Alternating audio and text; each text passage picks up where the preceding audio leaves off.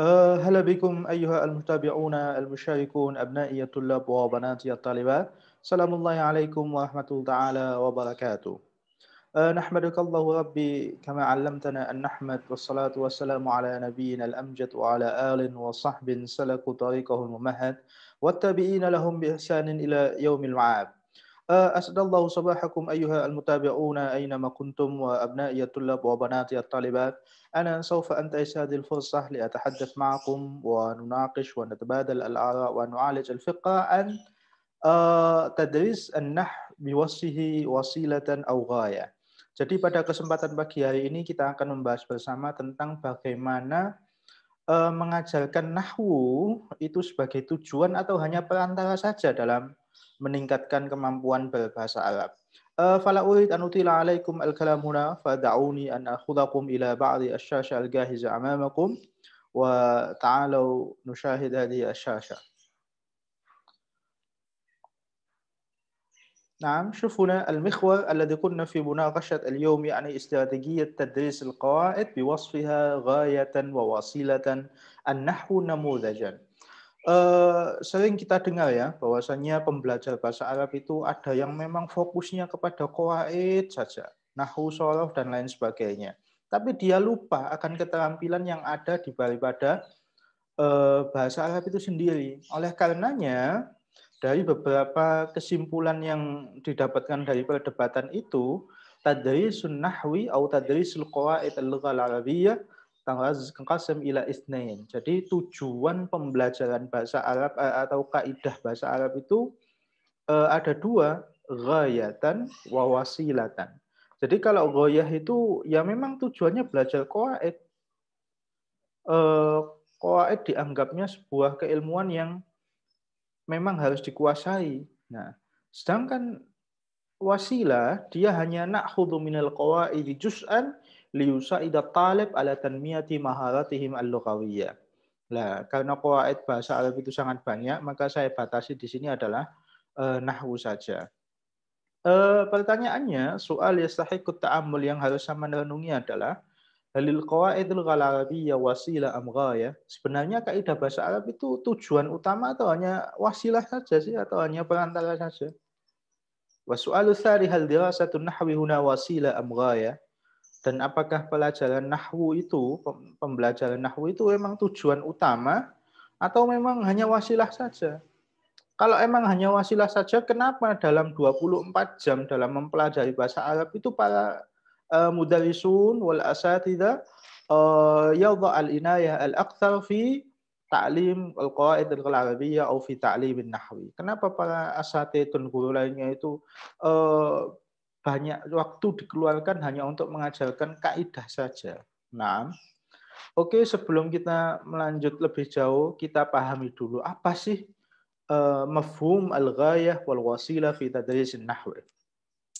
أما بالنسبة للوسيلة بمفهومها البسيط أن يتقن الدارس بعض موضوعات النحو بحيث يساعده على تلبية حوائجه في دراسة اللغة العربية أداء ووظيفة. Jadi mereka yang belajar nahwu hanya sebagai wasilah, yaitu mereka hanya na'khudhu minal bawaidi atau minan nahwi ba'dal mawdu'at faqat. Jadi tidak bisa dia tidak mempelajari nahwu dari awal sampai akhir, enggak, tapi beberapa topik yang dianggap membantu dirinya untuk menguasai kemampuan bahasa Arab secara aktif. Nah, jadi tidak semua nahwu. Nah, kalau belajar nahwu dari awal sampai akhir ya enggak selesai waktunya, tidak cukup untuk meningkatkan kemampuan aktifnya dalam bicara bahasa Arab dan lain sebagainya. Amma بالنسبة للغاية يعني أن يتقن الدارس النحو العربي ذاته. Jadi kalau ghaya itu ya emang tujuannya belajar nahwu, titik. Ya. Jadi dalam 24 jam itu dia memberikan porsi yang besar untuk belajar nahwu. Bijami'i mawdu'atihi wa qadayahu. Dengan seluruh topik-topiknya dan permasalahannya, wala yattabi'uhu majalan akhar yadfa'uhu lidirasati, dan emang dia tidak ada kaitannya untuk bahasa Arab dan lain sebagainya, dia hanya fokus ke mata kuliah nahwu saja. ghayra ta'ammuq wa tafaqquh wal wusul ilal kifayah fihi. Jadi tidak untuk memperdalam ilmunya dan lain sebagainya. Selanjutnya mubalighatut tadrisin nahwi biwasfihi wasila. Jadi mereka yang mempelajari nahwu hanya sebagai wasilah, tentu mereka punya alasan tersendiri ya. Awalan yakni an-nahwu wasilatun wa laysat ghayah. Walil wusul ilal ghayah la budda min ahkam al-wasilah. Jadi nahwu itu hanya sebagai perantara, bukan tujuan utama. Dan untuk mencapai tujuan utama itu mereka harus tahu wasilah tersebut. Nah, itu alasan pertama. Wa al-mubarrir tsani la yadrus at-talib al-lugha al-arabiyyah bi ahdafin sawa. Kita yang semuanya belajar bahasa Arab sekarang ini tentu punya motivasi yang berbeda, tidak sama ya. Fal ba'd qad yanduru ila al-lugha bi annaha kalam aw suluk. Sebagian berpendapat bahwasanya al-lughah hiyal kalam, al-lughah hiyas suluk, yani bil mumarasah, wa laysa bil hifz, wa laysa bil mudarasah, wa laysa jadiran huna ay yu'alijan nahwu kakul. Nah, kalau tujuannya mereka memandang seperti ini, maka tidak cocok mereka memandang bahwasanya untuk mempelajari nahwu secara keseluruhan itu kurang tepat ya. Selanjutnya yang ketiga, jami'ul ulum allati takhtassu bil lughah fa ghayatuha tawdihul matlub fil lughah. Jadi segala keilmuan yang ada kaitannya dengan bahasa tertentu, maka tujuan keilmuan tersebut adalah untuk mencapai apa yang diinginkan daripada bahasa itu sendiri. Nah, kalau sini sudah jelas bahwasanya nahwu, shoroh dan lain sebagainya itu hanyalah wasilah untuk mencapai tujuan, yaitu apa tujuannya? Suhulat at-tawasul biwasitatil lugha. Artinya kemudahan untuk menggunakan bahasa dan lain sebagainya. Alasan keempat, dhahiratun nahwi al-ilmi wan nahwu al-amali al-wadhifi. Adalah fenomena adanya an-nahwu at-ta'limi atau nahwu al-amali al-nahwu al-wadhifi. Jadi bukan nahwu al-ilmi tapi an-nahwu al-amali. Jadi adanya nahwu yang bersifat lebih ke aplikatif ya, bukan teoritis. Nah, selanjutnya dhahiratun nahwi at-talbawi at-ta'limi. Ada fenomena nahwu yang memang digunakan untuk pembelajaran. Bayangkan kalau teman-teman kita di sekolah formal mempelajari nahwu dengan topiknya yang sangat banyak itu dan berbagai permasalahan yang ada, itu mereka tidak cukup untuk belajar 1 semester, 2 semester, bahkan 3 tahun mereka duduk di MTS atau Alia dan lain sebagainya. Bahkan perguruan tinggi itu tidak cukup mempelajari maudhu'atun nahwi. Oleh karenanya topik-topik yang ada di nahwu itu disederhanakan menjadi an-nahwu at-tarbawi at-ta'limi ya. Summa dhahiratu taisirin nahwi wa tabsitihi wa tajdidihi. Ada beberapa kalangan yang menganggap bahwasanya nahwu itu terlalu syumul ya, terlalu kompleks dan lain sebagainya. Oleh karena itu banyak para pembelajar bahasa yang ketika di tengah mempelajari nahwu itu merasa bosan, putus asa dan lain sebagainya. Oleh karenanya, dengan tidak meninggalkan esentitas daripada nahwu itu, maka nahwu yang syumul itu, yang lengkap itu disederhanakan menjadi istilah taisirun nahwi, au tabsituhu, au tajdidun nahwi. Nah, dan yang terakhir adalah dhahiratu ta'limil lughal arabiyyah li ahradin khassah. Mereka yang belajar bahasa Arab hanya untuk tujuan tertentu ya, misalnya untuk tujuan diplomasi. Mereka nggak butuh nahwu shoroh yang banyak. Mereka yang lebih dibutuhkan adalah komunikatifnya yang lebih ya. Tentu di sini li ahrat at-tibbiyah, misalnya untuk kejurusan kedokteran dan lain sebagainya. Itu mereka ya nahwu penting, tapi porsinya nahwu tidak diberikan semuanya, tapi na'khudhu minan nahwi juz'an liyusa idad daris amaliyatihi at-tibbiyah dan lain sebagainya. Dan alasan yang paling mendasar adalah seperti ini ya. Nahwu kita ketahui ya, banyak teks-teks, banyak ringkasan, banyak matan-matan dan lain sebagainya yang telah persembahkan oleh para guru dan para ahli nahwu. Itu kalau kita lihat itu tahtafid atau ta'tamid ala al-khifd wal istidhar wa tahmil al-mumarasah wal istimal. Itu kok kayaknya lebih ke hafalan dan pemecahan masalah khilafiyah antara Kufa dan Basra dan lain sebagainya. Malah para pendidik atau pengajar nahwu itu lupa untuk mengajarkan nahwu sebagai praktek untuk meningkatkan kemampuan berbahasa. Lah ini alasan yang mendasar bahwasanya nahwu itu harus dijadikan wasilah, tidak hanya ghayah dan lain sebagainya. Karena apa? Karena ada beberapa pepatah yang mengatakan al-lughah fil haqiqah bil mumarasah la bil mudarasah. Jadi bahasa itu tujuannya ya emang untuk dilatih, bukan untuk dipelajari. Selanjutnya, setelah kita mengetahui beberapa alasan belajar nahwu sebagai wasilah, kita lanjut yang kedua adalah ghayah. Kenapa? Apa alasan mereka yang bahwasanya nahwu itu emang tujuan utama yang harus dipahami secara keseluruhan. Nah, menurut pengalaman saya, yang pertama adalah at-tamassuk bihamiyatin nahwi kakullin. Nah, mereka percaya bahwasanya nahwu itu harus dikuasai bagi mereka yang ingin mempelajari bahasa Arab. Maka siapa yang belajar bahasa Arab maka wajib belajar nahwu. Lah ini agak keras ya, agak ketat. Nah, maka ada yang mengatakan an-nahwu aula awalan ayyu'lama idzil kalamu dunahu lan yufhamala. Oh ya apa ape iso ngomong lek gak iso nahwu lah. Akhirnya dibantah dengan yang wasilah tadi. Lah lek ngenteni nahwu, kapan siswa itu mau berani ngomong kalau takut salah terus. Lah ini perdebatan yang tidak akan ada ujungnya ya. Awamil ad-diniyah atau motivasi untuk belajar agamanya sangat tinggi. Misalnya untuk mempelajari al-kutubus safra kama yaqulun aw kutub at-turath al-islami, kitab-kitab kuning tentu butuh pemahaman nahwu yang sangat dalam. Nah, maka dengan tujuan itu nahwu lebih cocok untuk dipelajari sebagai ghaya. Au juz'un la yatimmu al-lugha illa bihi. Maka ada dikatakan ma la yatimul wajib illa bihi fa huwa wajib. Jadi nahwu itu bagian dari bahasa Arab. Bahasa Arab tidak akan sempurna kalau tanpa nahwu. Nah, ini alasan mereka yang cenderung mempelajari nahwu sebagai sebuah keilmuan yang wajib dikuasai. Ya. Nah, selanjutnya dia memandang nahwu itu hanya khazainul ulum. Dia hanya gudangnya sebuah keilmuan. Nah, artinya kunci. Nah, kalau kunci itu sudah didapat, insya Allah bahasa Arab itu juga akan didapat. Itu alasan bagi mereka bihasbi al-khibrati ad-dati ya. Selanjutnya ini terkait tugas kita ya. Setelah kita memahami paparan bahwasanya nahwu itu belajar nahwu itu bisa dijadikan tujuan utama atau sebagai wasilah. Sekarang kita membuat sampel atau materi bagaimana mengajarkan nahwu, dia hanya sebagai wasilah ya.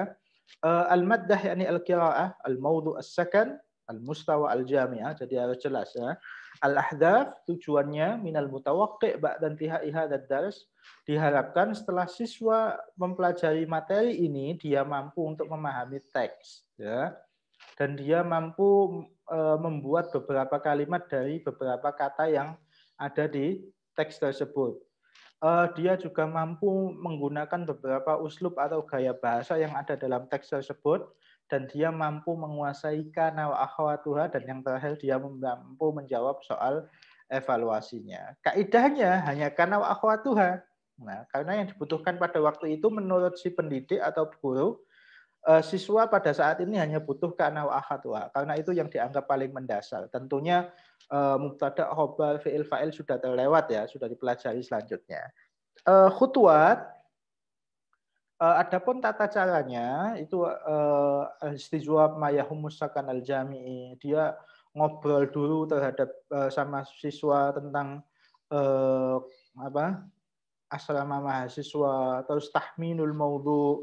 Maudhu'nya tidak dikasih tahu lebih dahulu, tapi kita ajak ngobrol yang nantinya kita tarik ke sebuah judul tawdih al-mustalahat al-jadidah. Dia mengasih tahu mendiskusikan beberapa kosakata yang baru yang ada di kalimat itu, dan syarhul qawaid mujazan. Ingat ya, mujaz secara ringkas qawaidnya.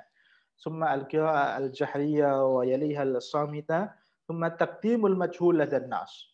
Wa ba'da an yatimma al-qira'ah lada talib fa naqasha al-mudarris ma'a talaba ba'd al-as'ila al-ghamid mafhumuha lada at-tullab. Maka dia mendiskusikan apa yang sekiranya siswa belum paham terhadap teks tersebut ya.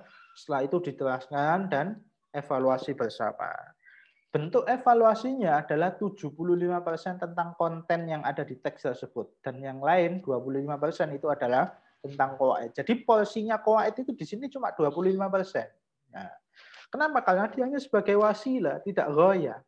Nah, dia mempelajari teks, tapi secara tidak langsung dia mempelajari kaidah bahasa Arab tersebut. Tapi tidak semuanya dianggap guru yang menentukan mana yang lebih prioritas daripada topik-topik nahwu tersebut ya.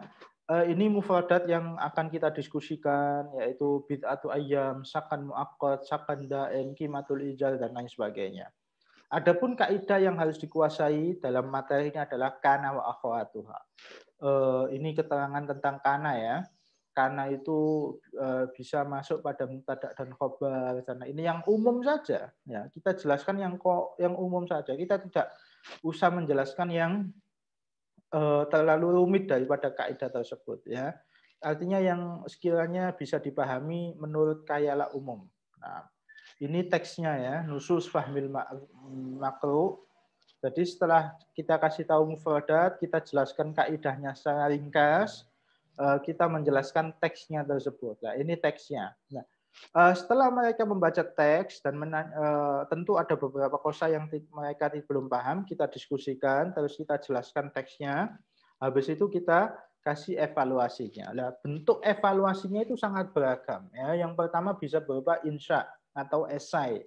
Contohnya, ajib hadhil as'ila i'timadan ala ma fahimta minan nassis sabiq. Jawablah pertanyaan ini sesuai dengan apa yang Anda pahami dari teks di atas. Nah, bisa berupa bayin kulla ismin wa khabarin likana wa akhatu binna. Mana sih isim kana dan khabarnya kana dalam teks tersebut? Nah, itu tentang kaidah. Misalnya ini hanya contoh. Mala ta'arif anil wajibat al-akademiyah. Apa yang Anda ketahui tentang tugas wajib akademik? Nah, jelaskan dengan bahasa Anda. Lah ini kan esai. Atau bisa berupa ikhtiyar min muta'addid atau pilihan ganda. Nah, nanti sampean kembangkan sendiri. Ajib hadhil as'ila biwad'i dairatin haulal harfil munasib. Nah, jawablah pertanyaan ini dengan membuat tanda silang atau tanda bulat pada pilihan yang menurut Anda tepat. Atau tahdidul mauqif, yaitu menentukan salah atau benar. Itu jenis pertanyaan yang ketiga. Contohnya, ajib hadhil as'ilah biwadhi alamat as-shawab al-khata. Jawablah pertanyaan ini dengan memilih salah atau benar. Atau bentuk latihan yang keempat yaitu takwinul jumal. Atau dia membuat contoh kalimat. Misalnya, karena tadi ada kosakata pilihan, do hadhil kalimah fil jumlah al-mufidah min indika. Kalimat-kalimat di bawah ini tolong dibuat sebuah kalimat menurut Anda. Nah, dari yang terakhir bisa kita buat takmilatul jumal atau menyempurnakan sebuah kalimat. Contohnya yang lebih familiar yaitu imla'il faragat al-taliyah bima yunasib min kalimat. Isilah titik-titik di bawah ini dengan kata yang menurut Anda paling tepat. Dan misalnya ada kalimat terus titik terus kalimat lagi lah. Itu kira-kira kata apa yang tepat di ruang kosong atau titik tersebut. Itu ya. Ini bentuk latihannya. Dari sini kita rasakan bahwasanya mereka tidak belajar qawaid secara ya, bukan tujuan mereka belajar qawaid secara utuh. Tapi mereka belajar qawaid na'khudhu minal qawaid juz'an liyusa'ida at-talib ala talbiyat hawaijihi li tanmiyati maharatihim al-lughawiyyah. Jadi kaidah di sini hanya sebagai bumbunya ya. Kenapa? Karena secara tidak langsung kita mempelajari teks ini, mereka juga mempelajari qawaid. Nah, qawaidnya bersifat membantu, bukan tujuan utama mereka belajar qawaid, gitu ya. Saya kira ini dapat dipahami. Naktafi huna nashkurukum ala husnil insat wal mutaba'ah ma'a tamniyati daiman lil jami' bit taufiq wa dumtum fi khairin wa afiyah. Dumtum muwaffaq wa dumtum fil qimmah. Syukran. Assalamualaikum warahmatullahi taala wabarakatuh.